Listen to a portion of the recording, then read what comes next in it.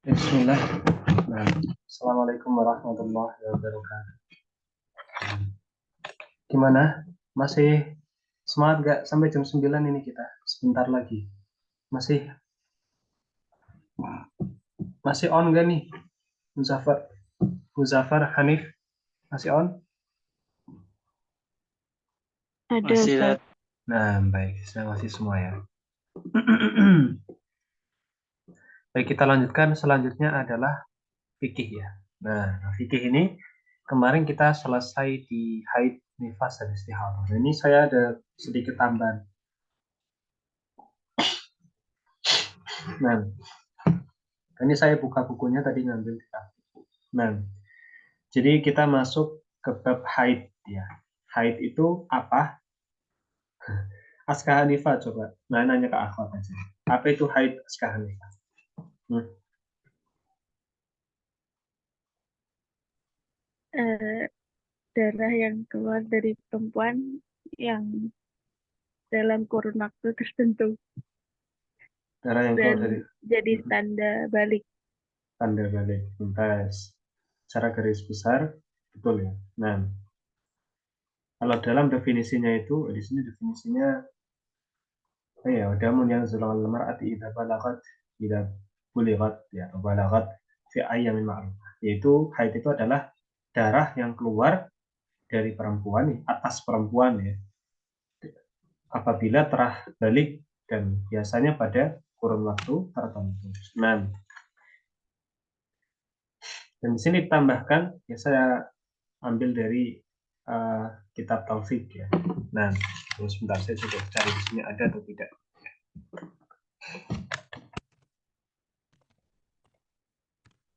Ada tambahan dari Syekh apa namanya? Dari Syekh Khalid ya Al-Juhani bahwasanya termasuk dan haid ini biasanya keluarnya itu adalah pada setiap bulannya itu 6 hari ya setiap bulannya itu 6 hari. Nah, masya Allah ya, meskipun kita laki-laki kita harus belajar ini fikih fikih haid. Nah, kita harus belajar. Nah, dari mana ya PDF-nya ya, saya bisa share screen PDF-nya yang dari kitab aslinya. Nah,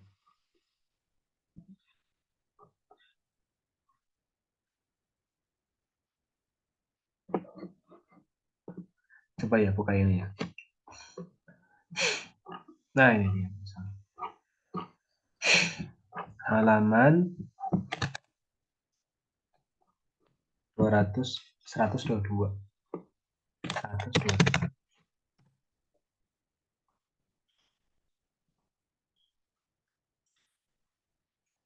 122. Nah, ini kemarin jariah ya.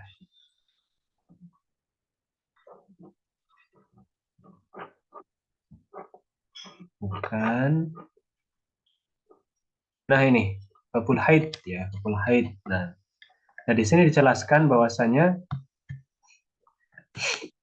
wa yakhruju fil ghalib fi kulli syahrin sittata ayyam. Dan biasanya haid itu 6 hari. Setiap bulannya itu 6 hari au sab'ah atau 7 hari. Nah, ya ini insya Allah perempuan lebih paham. Jadi ini misal nanti Muzaffar Hanif ini menikah, ya menikahnya sama perempuan, ya kan? Nanti jadi harus tahu, ya harus tahu, karena nanti ada hal-hal yang tidak dibolehkan dilakukan oleh perempuan ketika ketika haid. Nah, sholat, hubungan badan, kemudian apalagi memegang mushaf seperti itu. Ini harus tahu, ya. Jadi harus belajar meskipun apa namanya kita laki-laki harus belajar. Waqad yazidu ala dzalik wa yaqin. Bisa jadi lebih, bisa jadi kurang. Nah, makanya penting nanti setelah menikah, ya, para laki-laki ini harus tahu ke istrinya. Kamu kalau haid itu biasanya berapa lama? Ya, awal bulan apa akhir bulan misalnya. Nah, jadi kalau ada hal-hal yang memang harus dilakukan sebelum haid, lakukan seperti itu. Wa yatulu syahrul mar'ati wa yaqsuru ala hasabi ma yuraqibuhullahu ta'ala fitiba. Nah, ini kembali kepada apa namanya kebiasaan yang tabiat yang Allah berikan. Nah, kemudian ada nifas. Nah, nifas ini adalah darah ya yang keluar dengan sebab kelahiran ya atau sebab kelahiran. Dan secara syariat di sini dijelaskan bahwasanya ya di sini wasyara'an ya wahwa adam al kharij qabla al wiladah bi yaumin aw yaumaini mashuban bitalqi, yaitu darah yang keluar sehari atau 2 hari sebelum melahirkan. Sehari atau 2 hari sebelum melahirkan itu ada darah keluar dan itu namanya nifas. Namanya nifas. Nah, ajma'al ini di sini ada footnote ya. Ajma'al arba'atu ya ala anna nufas yuharrimu ma yuharrimuhu al haid. Bahwasanya orang yang sedang keluar darah nifasnya itu juga haram melakukan apa yang haram bagi orang haid. Nah, misal orang yang haid itu haram sholat, maka orang yang nifas juga haram sholat. Orang yang haid haram puasa, berarti orang yang nifas juga haram puasa. Orang yang haid haram megang mushaf, maka orang yang nifas juga haram megang mushaf. Orang yang haid haram jima berhubungan badan, berarti orang yang nifas juga sama haram hukumnya untuk berhubungan badan. Wayus itu mayus itu. Dan kalau misal sudah suci, maka juga sama. Ya, apa yang tadi tidak dibolehkan jadi dibolehkan. Seperti itu. Ini namanya nifas. Yang terakhir adalah istihadah. Ya, istihadah. Nah, istihadah ini apa? Istihadah ini adalah darah yang keluar ya, yang tidak sesuai aturan waktunya. Ya, tidak sesuai aturan waktunya. Nah, jadi kalau haid itu sudah ada aturannya. Sebulan 6 kali atau 7 kali atau kurang atau lebih seperti itu. Kemudian kalau nifas jelas ketika akan melahirkan wis itu toh. Selain itu berarti bukan nifas. Nah, kalau yang istihadah ini beda lagi.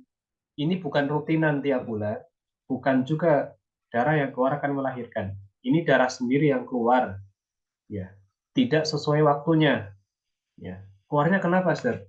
Bisa jadi karena penyakit atau misal karena hal-hal yang lain.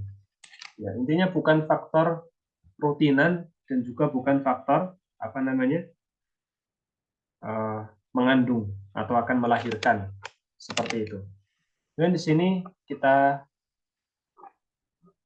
loncat dulu, nanti kita kembali lagi. Ini perlu dicatat ya setelah ini penting. Mana ya? Kok jauh? Nah ini dia.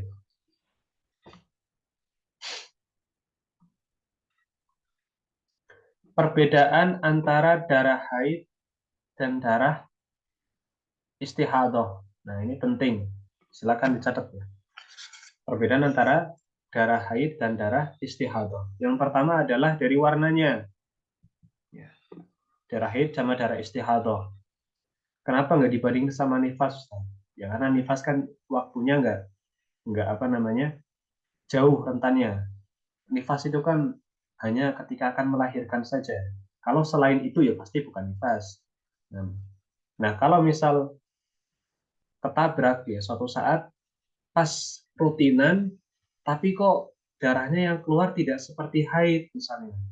Apakah ini istihadah atau ini haid? Nah itu kan kemungkinan cuma itu. Kalau yang nifas itu tidak ada atau minim lah kemungkinan tercampur dengan apa namanya kemungkinan istihadah. Tapi kalau haid itu bisa karena haid itu rutinan tiap bulan, terjadi setiap bulan seperti itu. Mulai dari warnanya, kalau darah haid itu warnanya hitam, ya aswad. Ya tidak seperti oli itu tidak sebenarnya, cuma ya hitam, ya agak hitam seperti atau aubuni atau apa namanya agak coklat, ya atau agak coklat itu namanya apa? Namanya haid.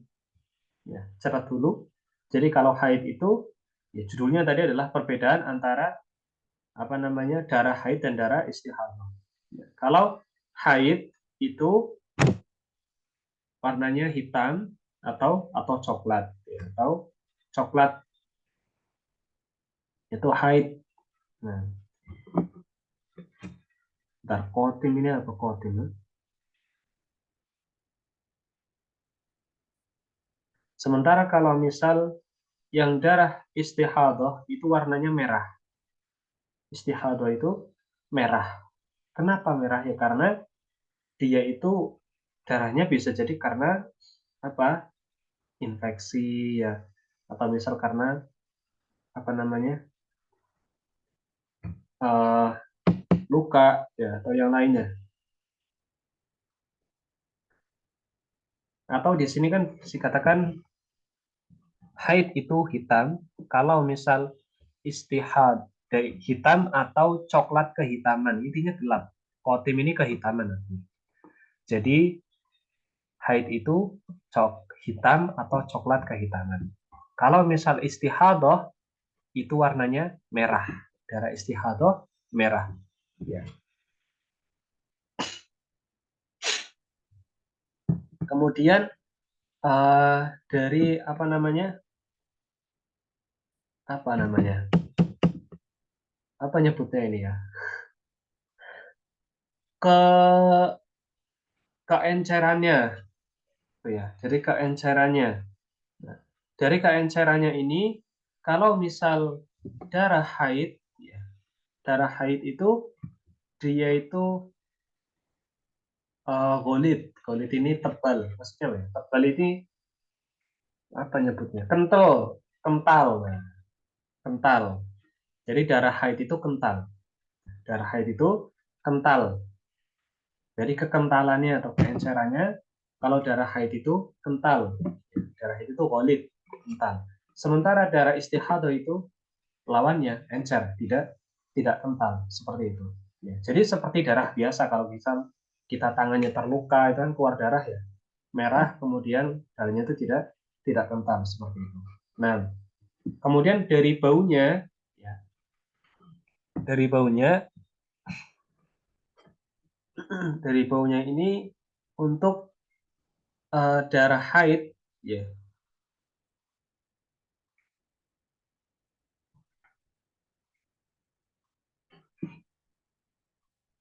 tunggu sebentar.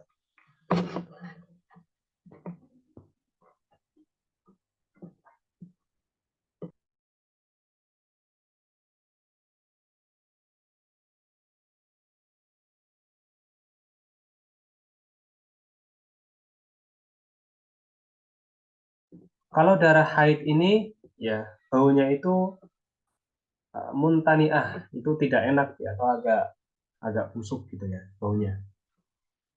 Baunya itu agak agak busuk, ini darah haid. Kemudian kalau darah istihadah itu baunya biasa, tidak tidak berbau busuk. Maksudnya seperti darah darah luka. Seperti darah luka itu kan baunya ya biasa, biasa bau darah seperti itu. Tapi kalau misal darah haid itu ada bau busuknya, itu darah haid. Nah, kemudian dari apa namanya? Nah, ini menerjemahkan ke bahasa Indonesia ini yang agak agak susah loh. Nah, tapi ini penting, harus harus diketahui. Tunggu sebentar. Ya. Tajallut ini saya tuh bingung loh menerjemahkannya ke bahasa Indonesia. Nah, sampai sini jelas atau ada pertanyaan? Nah, bisa ditanyakan dulu kalau ada pertanyaan.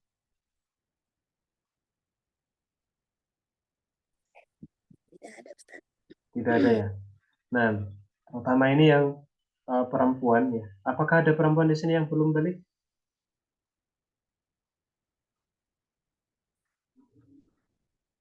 Ada? Tajallut ini apa ya? Saya juga susah jelaskannya ke bahasa Indonesia. Seperti mengental gitu ya, atau mengeras, mengental atau mengeras gitu. mengental atau mengeras. Jadi kalau misal darah haid itu dia mengeras, mengental. Tapi kalau darah istihadah itu dia tidak mengeras karena dia darah darah luka. Seperti itu darah istihadah. Nah, jadi itu 4 ya perbedaan. Yang pertama dari warnanya, kalau misal darah haid itu hitam atau coklat agak kehitaman, kalau darah istihadah itu merah, kayak luka biasa. Kemudian apa namanya? Dari teksturnya itu, kekentalannya, kalau misal darah haid itu kental, kalau darah istihadah itu tidak kental atau encer gitu ya. Kemudian dari baunya itu, darah haid itu bau agak busuk ya, bau busuk, baunya tidak enak. Tapi kalau misal darah istihadah itu baunya biasa, seperti darah biasa, tidak berbau. Ya, mungkin ya baunya ya darah biasa, seperti darah biasa. Saya juga bingung mendeskripsikannya.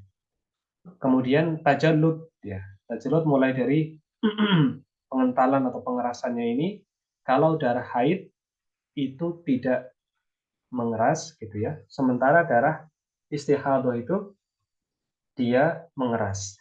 Dia mengeras. Membeku atau mengeras ya. Ya istilahnya seperti itu. Jadi nanti kalau misal suatu saat ya ya mengalami keluar, maka pastikan dulu yang keluar itu istihadah atau haid.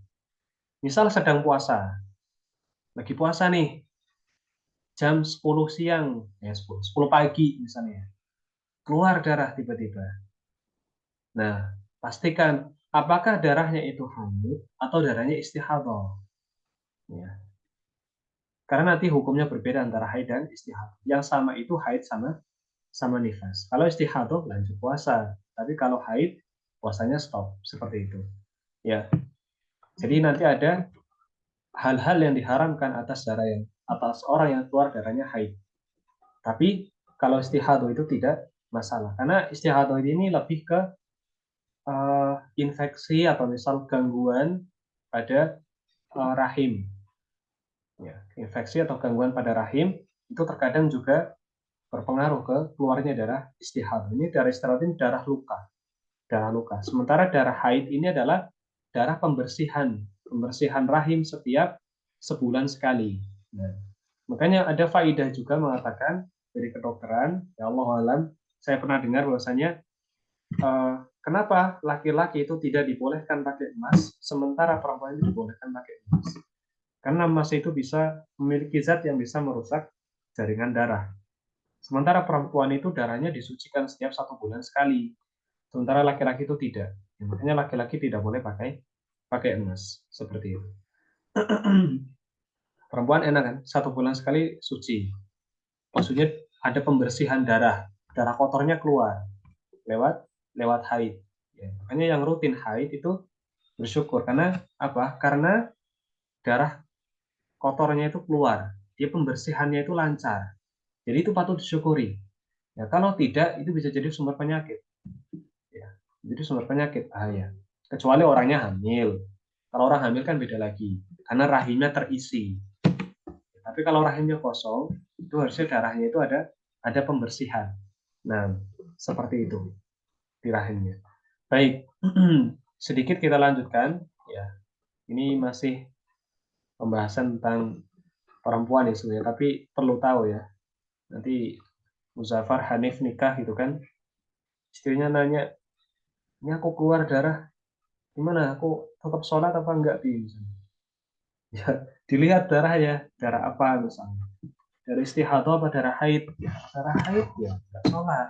Kalau istihadah ya, dibersihkan saja. Setelah itu, suci kemudian sholat. Nah, yang penting darahnya nggak ngucur terus keluar ya. Nah, saya mana tadi ya? Kalau yang benar. Nah, ini dia.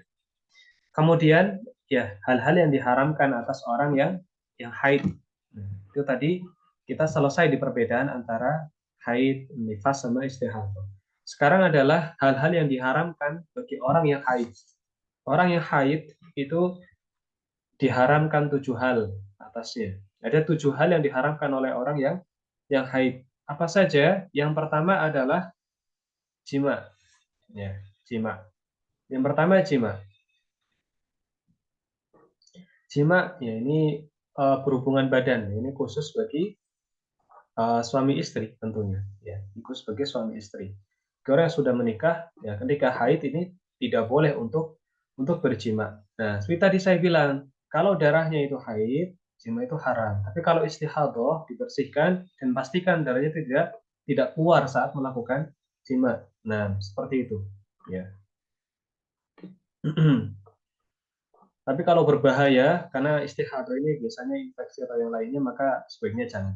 Ya, sebaiknya jangan. Tapi kalau misal ini ya ternyata tidak, ya sudah. Tapi kalau misal keluar ternyata istihadah ya, kalau misal tidak parah ya, ini masih hukumnya berbeda. Nah, kita bicara hukum sesuai syariat seperti itu ya. Wala yahmu istimta' biha fi ghairil farji. Di hadits Anas qala Rasulullah sallam isna'u kulla syai'in illa nikah. Nah.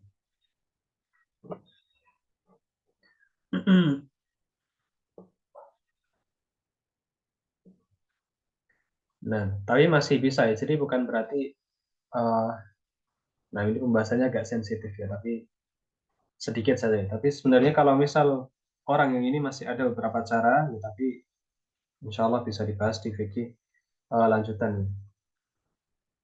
Kalau misal orang sudah menikah, yaitu tidak harus, ya, tidak boleh orang yang haid itu berhubungan badan, kemaluannya itu tidak boleh haram. Nah, intinya seperti itu. Kemudian yang selanjutnya, yang di sini juga ada faedah ya, kafaratul jima' fil haid. Nah, ini bagi orang yang dia itu melakukan pelanggaran, ya, dia berjima atau berhubungan badan sementara istrinya itu sedang haid. In wati ar-rajulu zawjata wal haid fa'alaihi an yatasaddaqa bi dinarin in kana fi awwali dam fa bi nisfi dinarin in kana fi akhir dam. Ya hadits Ibnu Abbas an Nabi sallallahu alaihi wasallam fil ladzi ya'ti imra'atahu wa hiya haidun qala yatasaddaqu bi dinarin aw nisfi dinar. Nah, wa anhu an Nabi sallallahu alaihi wasallam qala idza kana daman ahmara fa dinaran wa idza kana daman asfara fa nisfu dinar. Nah, apabila ada orang itu sengaja, dia tahu istrinya haid, ya, tapi dia sengaja malah berhubungan badan, ya, maka ini ada apa namanya kafarohnya yang harus ditebus. Ya. Kafaroh yang harus ditebus itu kalau misal pada saat awal pendarahan, awal keluar darah haid, itu kafarohnya adalah setengah dinar. Afan, 1 dinar kalau misal di awal pendarahan. Di awal pendarahan. Kalau misal di akhir pendarahan, maka kafarohnya adalah setengah dinar. 1 dinar berapa? Kita cek ya. 1 dinar, 1 dinar itu sekitar 50 ya, 50.203 rupiah. 50.203 rupiah itu kafarohnya. Nah, tapi ini secara agama ya. Secara kesehatan juga sangat berbahaya bagi orang yang melakukan hubungan sementara sedang haid. Nah, kemudian hal yang kedua yang diharamkan bagi orang yang haid adalah tolak atau perceraian. Tolak atau perceraian. Jadi seorang istri kalau dia sedang haid itu tidak bisa ditolak, tidak bisa diceraikan. Ya, seorang istri ketika dia sedang haid dia tidak bisa diceraikan karena tolak ini haram hukumnya bagi orang yang sedang haid. Nah, ajma'atil ummah ala tahrimi talaq fil haid al-hail bi ghairi ridaha falau talaqaha athim. Nah, dan umat Islam telah sepakat atas keharaman tolaknya orang yang haid secara halal tanpa ridhonya, ya, walaupun apa namanya tertalaknya ini secara berdosa, wa qonga talaquhu, ya, dan talaknya itu jatuh, wa yu'maru biruj'ah, maka diperintahkan untuk rujuk. Nah, ini tidak boleh orang itu apa namanya menolak atau menolak ya namanya, mentolak istrinya ketika sedang haid, tidak boleh. Jadi harus nunggu suci dulu. Harus nunggu suci dulu baru bisa ditolak, diceraikan. Dan cerai ini adalah sesuatu yang bercandanya itu tetap dianggap sah. Tetap dianggap sah. Ya, misal ada orang bercanda, nah sudahlah, kamu saya ceraikan saja ya, sambil ketawa. Kamu saya ceraikan, misalnya, sambil ketawa, misalnya bercanda. Itu jatuh tolaknya, talak satu, meskipun dia bercanda. Nah, makanya tidak boleh. Makanya kata tolak itu tidak boleh dibuat bercanda. Salah satu faedah juga, kenapa tolak itu dikasih ke laki-laki, tidak ke perempuan. Jadi perempuannya tidak bisa menolak, tidak bisa mentolak suami, tidak bisa. Yang bisa adalah suami mentolak istri. Salah satu faedahnya adalah karena laki-laki itu pemimpin. Ya, laki-laki itu pemimpin. Makanya bagi laki-laki ya, nanti antum ini karena laki-lakinya di sini hanya dua, ya, Muzaffar sama Hanif. Nah, Muzaffar masih bersama kita, Muzaffar, Hanif, masih nggak? Ini solo terakhir, urusan terakhir. Masih sama kita nggak nih? Halo? Lah, tidur ini jangan-jangan. Masih. Nah, kalau misal mentolak, ya, kenapa tolak itu di tangan laki-laki? Karena laki-laki itu pemimpin. Jadi harus, sebagai seorang laki-laki itu dia punya pemikiran yang panjang. Ya. Jangan setiap kali emosi sedikit langsung tolak. Ya. Pikirkan baik-baik. Kalau sebagai ancaman saja itu masih mending. Tapi kalau sampai jatuh langsung ucapkan, ini bahaya. Ini bahaya. Ya. Misal ancaman itu istrinya itu berbuat maksiat yang sangat besar. Kalau kamu lakukan sekali lagi, saya akan ceraikan kamu. Itu ancaman ya, sangat besar. Tapi kalau misal uh, langsung misalnya, kamu saya ceraikan atau kamu kembali ke orang tuamu, nah ini bahaya. Ini sudah jatuh. Kenapa di tangan laki-laki kata tolak itu? Karena diharapkan laki-laki, faedahnya juga adalah laki-laki itu pemimpin. Laki-laki itu bisa berpikir panjang, ya, berpikir kritis, tidak sembarangan. Kalau laki-laki ternyata gampang mengucapkan, ya, ternyata gampang mudah latah mengucapkan tolak, ini sama saja ya, ini tidak ada bedanya. Harusnya itu laki-laki itu lebih punya integritas, ya, tidak gampang-gampang mengucapkan kata cerai seperti itu. Nah, kalau di perempuan mungkin ya perempuan sebagian besar, saya tidak, ya sebagian perempuan, saya tidak mengatakan semuanya. Sebagian perempuan itu kadang mudah marah ya. Kalau sudah marah kadang kadang mungkin ada yang ngomongnya jadi banyak gitu kan. Kadang kata-kata yang tidak seharusnya diucapkan, ya ngomong panjang lebar. Ya, kalau misal kata tolak di tangan perempuan, ya nanti lagi marah, emosi, gini, tiba-tiba terucap kata tolak, jatuh tolak satu. Nanti gara-gara misalnya naro handuk basah di kasur misalnya, jatuh tolak dua, ngomel-ngomel jatuh tolak tiga. Ya, sehari bisa 7 sampai 8 kali jatuh jatuh tolak. Nah, makanya jadi laki-laki itu harus punya integritas. Punya integritas. Pikirkan baik-baik sebelum berucap.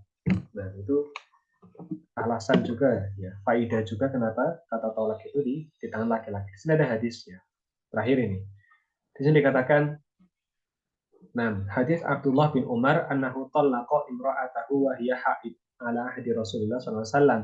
Fasa'ala Umar bin Khattab Rasulullah sallallahu alaihi wasallam an dzalik faqala Rasulullah sallallahu alaihi wasallam murhu fal yuraji'ha. Nah, ketika Abdullah bin Umar itu mentolak istrinya yang sedang haid, nah, pada zaman Nabi sallallahu alaihi wasallam, maka Umar bin Khattab bertanya kepada Rasulullah, ya, bapaknya ini bertanya kepada Rasulullah, bapaknya Abdullah bin Umar.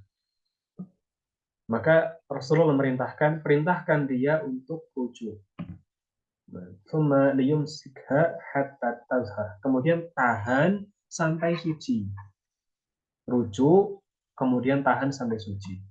Kemudian tahid, kemudian suci. Summa tahid, summa tazhar, summa insya'a amsaka ba'du, wa insya'a tallaqa qabla an yamassa tilkal iddatul lati amarahullahu an yutallaqa lahan nisa.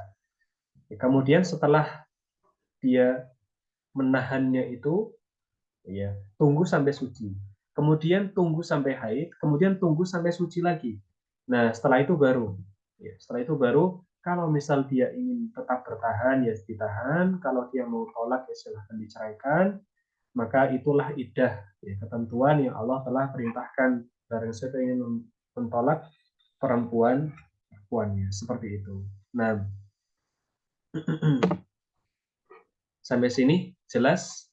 Ini tambahan saja ya. Nah, sudah jam berapa? 21.09. Ya, pembahasan perempuan itu panjangnya. Nah, ini akidah. Mana ini? Fikihnya mana tadi? Kita kembali ke sini. Nah, jadi tadi ya kita masuk hal yang kedua yang diharamkan bagi orang yang haid adalah tolak. Ya. Kita masuk yang ketiga deh, nulis sedikit.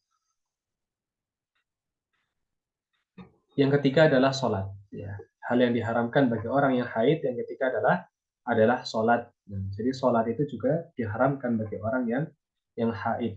Nah, baik, insya Allah kita lanjutkan di pertemuan selanjutnya. Sebelum ditutup, ada pertanyaan? Nah, Umamah, jelas Umamah? Jelas Ustaz. Alhamdulillah. Kemudian Rini, jelas Rini? Jelas Ustaz. Nah, oh ya, ini kalau yang paket C insya Allah sudah. Rini sudah balik? Sudah? Atau belum? Sudah Ustaz. Alhamdulillah. Jadi ini penting ya, materinya ini penting. Hilma, Hilwa sudah balik? Atau belum? Belum. Alhamdulillah. Nidaul Husna sudah juga? Nidaul Husna? Nah, baik. Silakan dipahami ya. Tadi terutama perbedaan antara darah haid sama darah istihadah tadi. Itu dipahami betul. Sampai tua nanti dipahami itu. Jangan sampai lupa. Sampai nanti ngajarkan ke anaknya.